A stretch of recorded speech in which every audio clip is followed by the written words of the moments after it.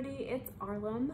One of the questions that I got about the Royal Navy was someone asking for me to explain the parts of a ship. Now this could be a very, very long video and I will try not to bore you, but I am just gonna go over kind of the main parts of the ship, especially the ones that I use in my novels. So hopefully this is interesting and helpful to you as you read some of my Royal Navy romances.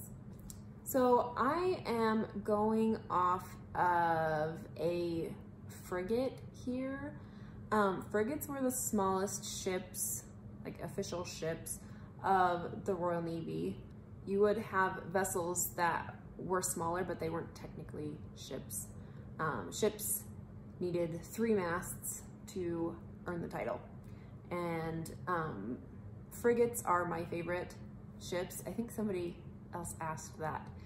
Frigates are my favorite because these were kind of your scouting ships, and they would do a lot more of the one-on-one or small group battles rather than your big ship of the line battles that the higher rated ships would participate in. So they were kind of off doing their own thing a lot of the time.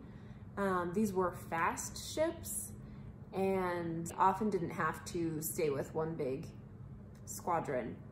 The Admiralty would usually put their younger captains in charge of frigates because frigates are the ones that are going to bring in a lot of the prizes, and everybody kind of got a share of the prizes, the ship's crew and officers, as well as the government would get part of the prize money. And so they like to bring in prizes, and their younger captains were the ones gutsy enough to kind of go after them. So this frigate does not have as many decks as a bigger ship of the line would have. It's also not drawn to scale. So bear that in mind. I'm adding a lot of things, I'm squishing a lot of things in here that wouldn't be quite this packed. The stern of the ship is going to be the back part of the ship, and your bow is going to be at the front. The back quarter of the deck is called the quarterdeck, and this was a spot that only officers could go unless specifically given permission by the captain. So you wouldn't see a lot of regular seamen up here. You also had a raised part at the front of the ship that was called the forecastle. I know it is not spelled forecastle, but you say it forecastle. And those are 2 places that I use a lot in my books. The deck below the main deck would be a gun deck. On frigates, you would only have 1 of these, but on larger ships, you could have a couple of these gun decks. The captain's cabin is going to be at the back of the gun deck, and that raised portion of the quarterdeck is going to give the captain a little bit more headroom than you get on the rest of the gun deck. On some of these ships, the gun deck, you couldn't stand up completely straight because yeah, it was very cramped. Also on the gun deck, you're going to have the galley, which is your kitchen, and you're going to have the sick bay right under the forecastle. This was kind of their hospital area. If you were really injured or if you were really sick, then the surgeon and his mates would take care of you in the sick bay. The gun deck is obviously the place where you have most of your guns, and again, if you haven't watched my previous videos, generally in the Royal Navy during the Age of Sail, they are going to use the term gun to mean cannon, not like a handheld gun like we think of today. Below the gun deck, you're gonna have the mess deck, and this could be another gun deck depending on how big your ship was.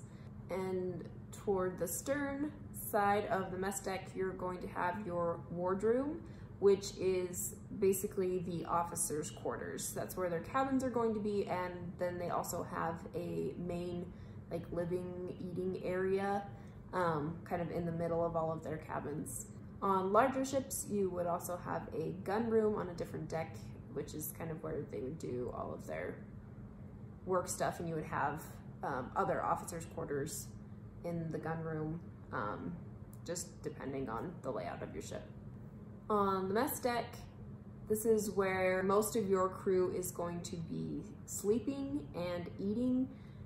Anytime that they're not on duty, they will probably be on the mess deck, catching up on sleep, playing cards, washing clothes, all of that. That's going to happen on your mess deck. Now, the bottom deck of your ship is going to be the orlop.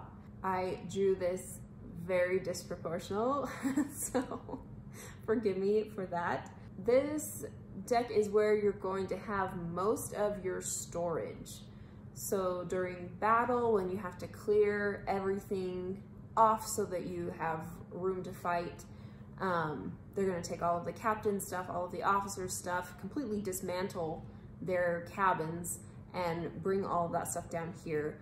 And then regular seamen will have their sea chests with all of their belongings in it stored down here as well. You have anchors that are stored down here, your extra sail and rope, food stores, everything that you're gonna need for your journey is going to be stored down here. We also have the magazine or the powder room, which would be towards the front of the ship. You also have the cockpit here, which is where the midshipmen and the mates will sleep and keep their things. The orlop was not a great place to hang out because all of the bilge water would kind of sink down here. If you've ever been on a boat, even in a canoe or a kayak, you know that despite your greatest efforts, you're going to have water that gets into your boat and it'll collect at the bottom. This is going to be rainwater, it's going to be ocean water, but it will also be human waste and it will be kind of just all of the nasty stuff that filters down through the ship. Your surgeon and your carpenter are also going to have places to work down here. The surgeon, especially during battle, needs a place that is kind of removed and is safe for him to do his work. This was also kind of the quietest place of the ship, and if you had women and children on board the ship, this was probably where you're going to keep them as well, because it's kind of separated from the rest of the crew. When we're talking directions of a ship, fore is going to be towards the front of the ship, aft is going to be heading towards the back of the ship, and then you're going to have your port side, which if you're on the ship and facing the front, facing forward, you're going to have your port side on the left, and you're going to have your starboard side on the right. Port is also sometimes referred to as larboard. It's a little bit tricky to keep those two apart, but one way you can think of it is airplanes.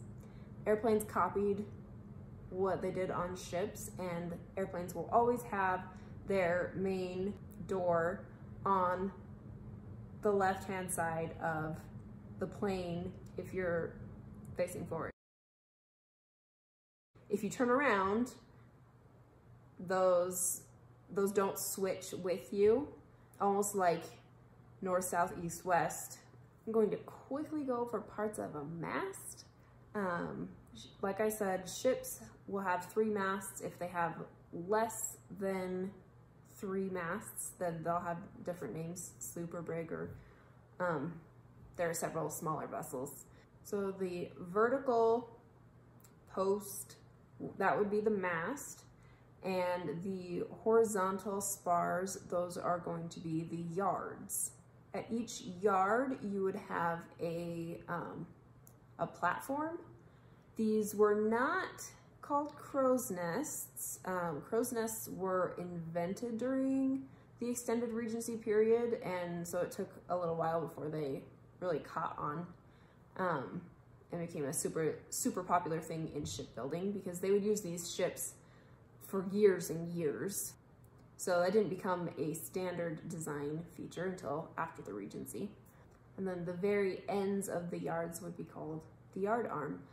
The masts were secured to the ship using, they're called shrouds, and these are the lines, the ropes that go from the mast to the sides of the ship, and what people would use to climb up the mast.